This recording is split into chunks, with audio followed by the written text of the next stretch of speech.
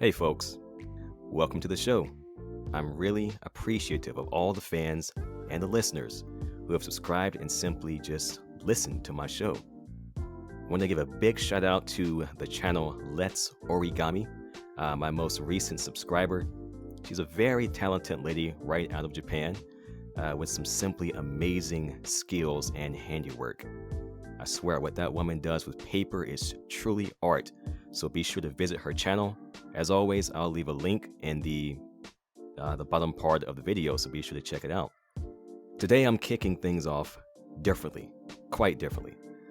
I'm not coming to you as an American Yankee, as DJ Atoyimani, and honestly, where I'm recording doesn't really matter.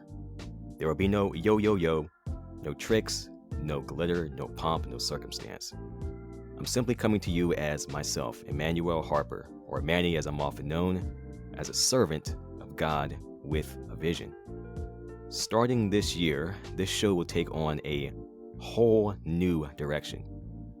Up until this point, I used this show to entertain in some ways to educate. It was more or less a cultural show, right?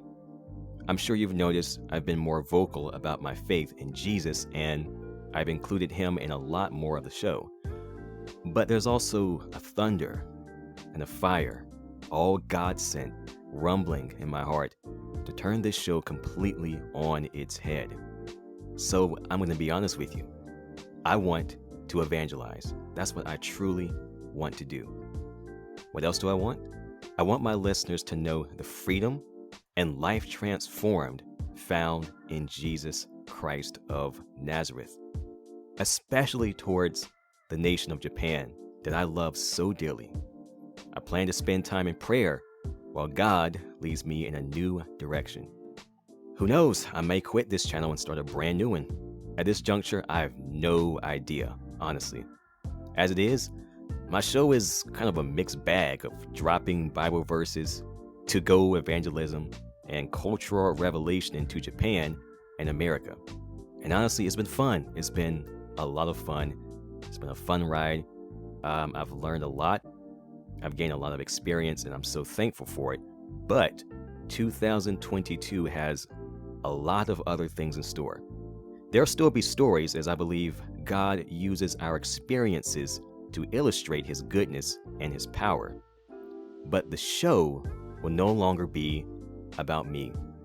There's a lot of backstory behind why I've made this decision, and I won't really go into it right now, but that's the direction I feel God leading me right now. So God will take the stage, and for what my father tells me, I'll gladly share with you, my listeners. He has a lot to say, so stick around. So guys, thanks for 2021. To God be the glory, and let's make 2022 a great year. So cheers for a year better than the last, and God bless. Okay, folks, so last episode, part 1, I talked about how I hated being black. I talked about rejecting black culture, black everything, how black was the enemy. And I think I left off talking about how in America, stereotypes are very strong, stereotypes about race, and they're also tied to our identity, right? So I want to pick up where I left off, and let's just jump right back into it. So when I was growing up, like I said, stereotypes were stronger than they are now, I think. My best friend, well, former best friend, he introduced me to rock music, and rock was actually the first music that I really got into. Now back then, and I guess in some ways even now, rock was considered white people's music. There's a whole history behind that. Don't have time for it. I also like drawing, writing, art, science, but that was not cool. I was a lame. To my black colleagues, I was an Oreo. You know what colors Oreos are, right? Black on the outside, white on the inside. You get where I'm going? So you look black, but inside you're more culturally white, whatever that means, right? And yeah, that is an actual word here in America. In America, to be a certain race is to have a certain culture. Let's see. So I hated black culture, I hated black music, black fashion, black ways of speaking, black movies, and most of all, black people. Except, of course, my family and loved ones. So even throughout college, as I made a black friend here and there, I never really accepted my culture. I would go to Asian parties, white parties, mixed race parties, but never, ever, ever a black party. Why? I figured they would reject me anyway. There was no point, right? That was my way of thinking. As a kid, I was always fascinated by Asian cultures. So in university, I joined the Asian Student Association, known as ASA back in the day, and I met Asian Americans and international Asian students, and I dove into their culture, but at the expense of divorcing myself further from my roots. And I believe that's why I dove so headlong and so fast. And I enjoyed every single minute of it. They shared with me their homes, their food, their music. But unfortunately, it was an unequal exchange because I didn't share my culture. Not in the slightest. I was an eater and not a planter. Always taking and taking and taking, but not giving anything back in return. Whenever they talked to me about parts of black culture they liked, or asked me about black culture, I just kind of, nodded and didn't say much. Never wanted to talk about it, just completely avoid the topic.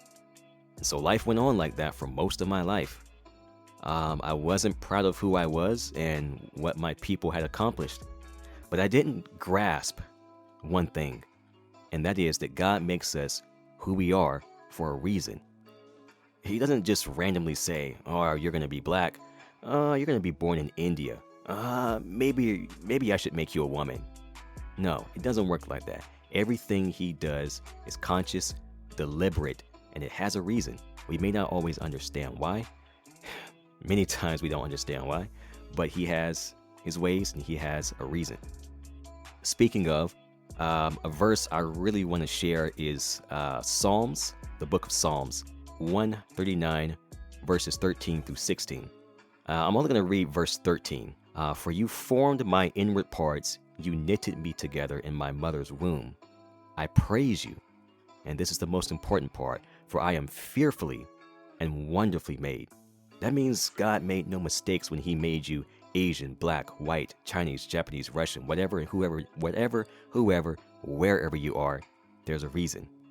Another great verse on top of this one is in Jeremiah, chapter 1, verse 5. So God tells a prophet, and his name was Jeremiah, the prophet this book was named after. He says, before I formed you in the womb, I knew you. But God is all-knowing, and what he meant for Jeremiah also applies to us.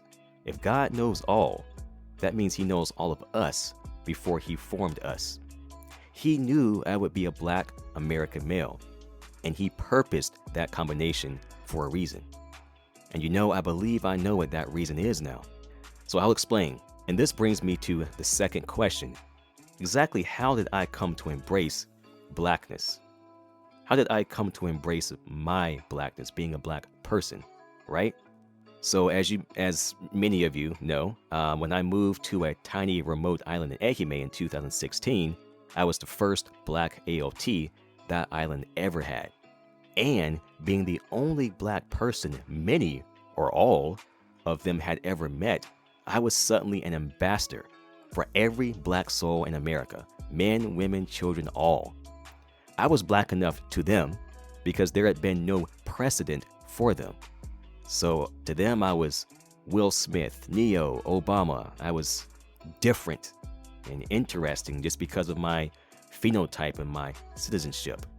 Citizenship. That word is always hard to say. Citizenship. Anyway, plenty of white people had been there before, AOTs on that island. But I was different. I was unique. I was alien. And of course, they just assumed I was down with my culture, even though at the time I still hated it and was still rejecting it. So one thing the non-Japanese people need to understand about Japan is, in the case of Japan, at least I feel like, people mostly care about your country rather than your race. But there were occasionally questions about my race too. And this continued on to my days living in Hiroshima. And even this day in Osaka, I still get questions from time to time. The more this happened, I realized how little I had known about my own people. And yeah, the Asians in America that asked me before, but this was an entirely different culture, and I was placed in this position to be an ambassador. But as an ambassador, I couldn't represent my people because I didn't know about my people, right? And that made me ashamed. And sometimes people were even more knowledgeable than I was, like Japanese people. They had more knowledge about my people, my culture, my history, and everything more than I did, you know? And that just didn't sit right with me. It didn't sit right with me. I was glad that they knew about it, but it made me realize how, I made a mistake. And I also realized I'd been embracing Japanese culture so much, but at the expense of running from my own roots. I had more pride in Japan than I did my culture and my music and my people. That also didn't sit right with me. Because I had a chance to be whoever I wanted in this foreign land, I decided to open up to my black heritage, to try it, give it a try, like trying on new clothes. I had rejected it so long that I didn't actually know how it felt. I had never tried it. And so I did. And to be honest with you, I never played sports. I never got into it. I still not. I like watching baseball sometimes, but I can't play it. Don't really want to. But I did listen to more black music. You know, I tried dancing. I tried certain black mannerisms, ways of speaking, just simply trying it out. But what I realized was it felt good. It felt like coming home almost. And I was able to show Japanese people that black men can be nice, decent people like anyone else, and that we ain't all thugs, and that we're not playboys or loose women, right? It was a marvelous chance, and I took it, and I made use of it, and I'm glad I did. In fact, I had to, because as black people, I think we have a responsibility to clear the record we've been given. If you're a black person in a foreign country and you're listening to this, I encourage you, show them our goodness and our strength and be proud of who you are. Now, I also want to direct this same message to Japanese people. One thing I've noticed living in Japan and talking with college age people and maybe, I guess, just the more recent generation, people just don't care. You don't care about your country. You don't care about your traditions, your language. And even though I'm not Japanese, I went through the same experience and it doesn't sit right with me. I love your country. I love your people. Sometimes Japan drives me crazy, but my relationship with Japan is like a relationship with a significant other. You take their good parts and you take their bad parts. You put them together and you love that person for who they are, or despite who they are sometimes. And it truly saddens me that you guys don't care about your country. You don't care. You have an ancient, proud history, and you can't erase that. And God made you a Japanese person for a reason. I don't know why. You have to ask him. But as you continue to live and you live proudly as who you are, as who God made you, you might come to realize why he made you that way. But you have to know your history, your culture, and most importantly, you have to care. The apathy has to stop. No more apathy. There was a teacher a long time ago, not my teacher, but my former best friend's teacher. She taught German. And I won't be able to translate this to Japanese. I'm kind of going off a rant, but hopefully the Japanese listeners get it too. She said, "What's the difference between apathy and ignorance? I don't know, and I don't care." Get it? I don't know and I don't care. Apathy, ignorance. And I feel like those two things have gotten stronger and stronger in Japanese society, especially with younger people. Don't do that. Care. Have some type of passion. Have some type of care for where you come from, your roots. It's important, and your future depends on it. And I know America was partly responsible for dampening that Japanese spirit after World War II. We all know that history. It's not friendly, it's not nice. And the GHQ, I think that's what it was called, took away that pride. But you guys can get it back. You can get it back, and you have to get it back. So don't be like me. Don't live life without knowing your roots, because if you don't know where you come from, you're not going to be able to know where you're going, right? So as a Christian, my identity is heavily tied to God. The Bible says that all Christians are part of a heavenly kingdom. But we still live here on earth, where humans have created culture, and that culture can be used to serve God, right? So that's one thing to remember. And that is how I came to grips with being black and how it took moving to a totally foreign country on literally the other side of the world to do it. If you've got a similar situation, please let me know. Drop a comment on YouTube, Podbean, or send me an email at the address listed below. As always, I want to hear from you.